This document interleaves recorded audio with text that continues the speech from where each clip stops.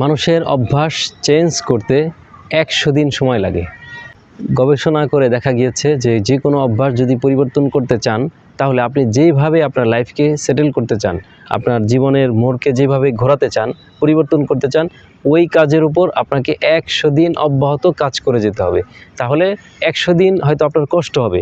প্রথমত 1 সপ্তাহ কষ্ট হবে, দ্বিতীয় সপ্তাহে একটু কষ্টটা কম হবে, তৃতীয় সপ্তাহে কষ্ট আরও কমে যাবে, 1 মাস পর বিষয়টা অনেকটা হালকা হবে, 2 মাস পর এভাবে যখন 100 দিন পার হয়ে যাবে, তখন সেই কাজটি আপনার কাছে এতটাই ইজি মনে হবে, সহজ মনে হবে, তখন আপনাকে ওই কাজটা না করলে আপনার কাছে খারাপ লাগবে।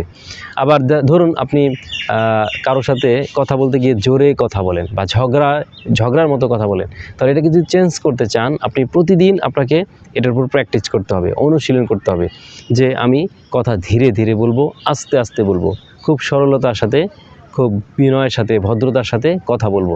তাহলে ওইভাবে আপনাকে প্রতিদিন কিছু কিছু প্র্যাকটিস করতে হবে এবং যখনই কথা বলবেন এই জিনিসটা মাথায় রাখতে হবে যে আমি আজকে আস্তে আস্তে ধীরে ধীরে কথা বলবো।